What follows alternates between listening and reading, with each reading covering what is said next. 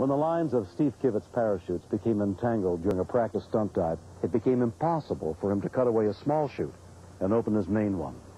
Steve was hurtling towards the ground, out of control, at more than 50 miles an hour.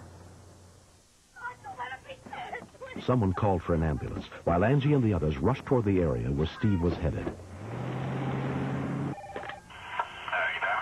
I'm calling from the Frankfurt Municipal Airport. We have a skydiving accident off of the airport. We believe There was no way of knowing exactly where Steve would land, but the Frankfurt Fire Department immediately dispatched rescue units toward the airport. Nielsen's barn, east of the airport on Route 28. After the top two-thirds of the skydive has gone by and nothing has changed, I'm now hoping that he finds some way to get his reserve out. That has to be the next option.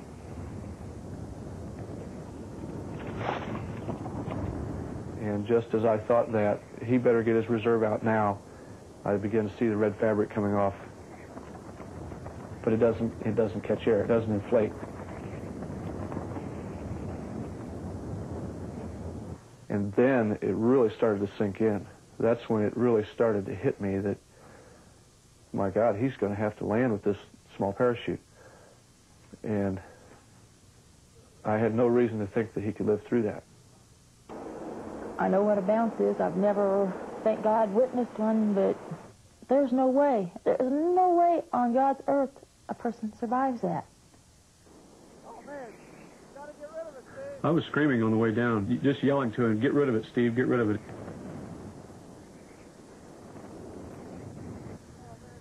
At a car dealership down below, Ken Peters had just happened to stop by to look around, even though the lot was closed.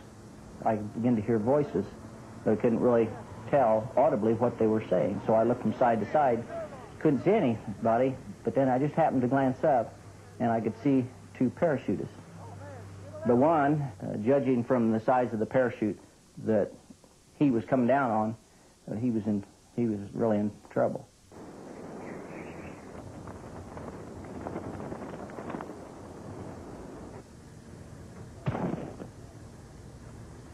I kind of hated what I was going to see, but I knew that if there was any chance that I had to do something. I have another 20, 30 seconds to spiral down, during which time I'm thinking, what am I going to find? When I get to him, what am I going to see? Am I going to see my best buddy in a crumpled heap? Is he all right? Is he alive? Is he breathing? I said, you get out to the highway and tell the ambulance where to turn. Great. The ambulance has been called. Get out on the highway and tell them where to turn in so they can find us. Steve. When I got to him, I can't believe it, but he's alive. Keep breathing, buddy. I started yelling, Steve, stay with me. Work on it. Fight it, brother. Stay with me.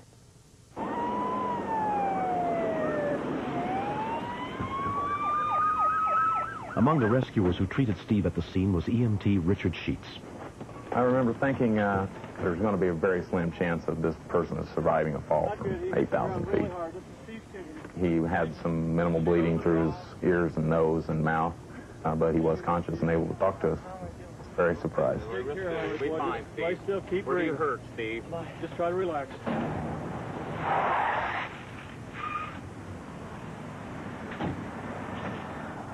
Angie and the others spotted the flashing lights of the emergency vehicles at the car lot.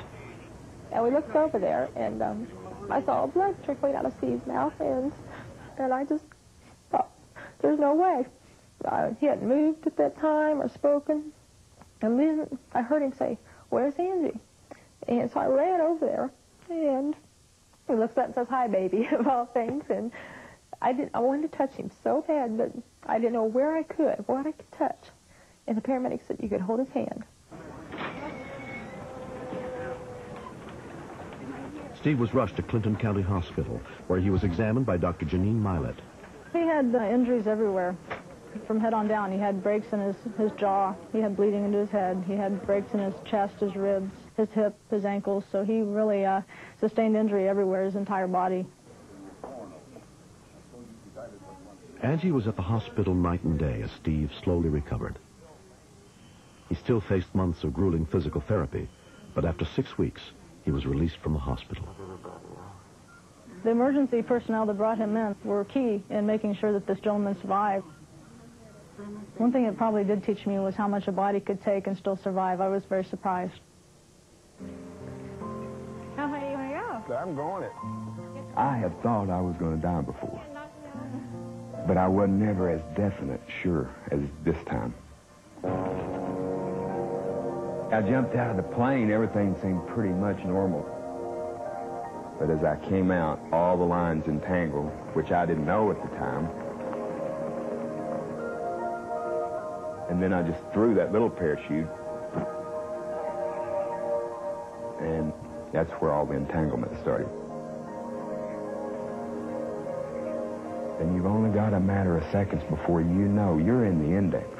You know that book is over. There's no ifs, ands, or buts about it. You know that you're gonna die, that you just can't change it. But Steve managed to survive in part because he knew how to land so that the impact was spread over his entire body.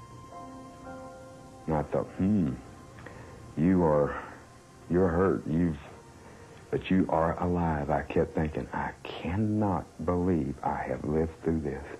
That would have been the thing I wanted to say to everybody that walked up.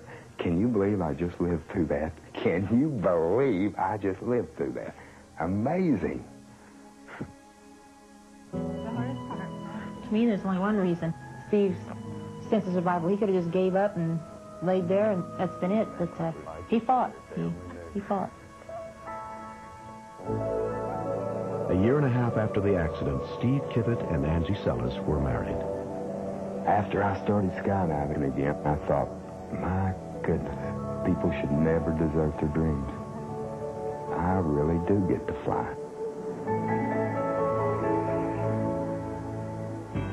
Next. This suspect had a total disregard for his life and for the life of the officers involved.